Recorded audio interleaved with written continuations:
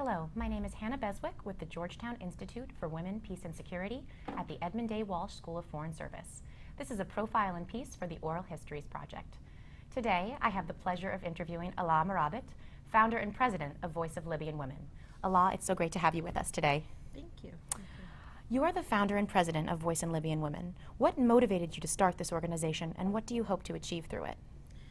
The Voice of Libyan Women was founded actually following liberation of Libya and the Libyan Revolution, and it was founded directly due to the activities that myself and colleagues partook in during the Libyan Revolution, which really did renew a lot of people's hope for not only women's rights, but I think human rights, the same reasons that the revolution was fought for, and we felt as though there was a window of opportunity to ensure that we could actually attain those rights if we were to work towards them. Could you speak a little more to the specifics of the kinds of programs that Voice of Libyan Women coordinates, such as how do you work with political candidates, utilize the media, and engage men and boys? First and foremost, we do grassroots work, or what we call the bottom-top approach. The idea behind it is that from a grassroots approach, we've utilized the general population as well as mass media and social media within the country to ensure that the messages that we have can be heard on a greater level. And the way we do that is by creating local city teams. So we're not necessarily the messengers in every city, but these messages are coming from people they know, people they trust, people they work with,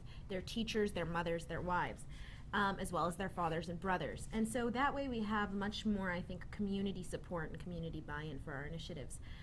In terms of policies and how we incorporate, for example, political candidates or members, stakeholders from the political scene, is very much by, first off, incorporating them into our projects even before they launch, getting their feedback, getting their support, and then second, coming to them with statistics and facts, which is something that we've had to work towards, and most of our campaigns actually work in creating statistics and are research-based, because it gives us leverage to actually go to politicians or to go to decision makers and to say this is what we need and these are the reasons we need it. Can you speak a little bit to how women played a role in the overthrow of Gaddafi during the revolution and how they mobilized after he was removed from power?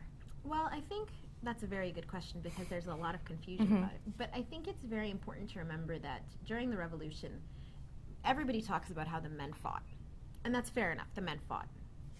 Women were not very much on the front lines in terms of militarily, but in order for somebody to fight, they need some sort of support. They need somebody working in the back to make sure that they're getting fed, they're getting clothed, they're getting weapons at times, and they're getting medicine. And so that was predominantly the role of the women. And they were honestly the silent force during the revolution, and they were very strong, very well organized, very mobilized, and the most important part of it is they were never told to sit down. Throughout the revolution, I mean, of course, there were political reasons, but never because they were women. You were never told to go home. How has the status of women changed since the fall of Gaddafi? I am extremely hopeful, but women's rights is a very, very socially integrated process. It's a cultural process, and it's something that is almost fought against due to people's personal mindsets.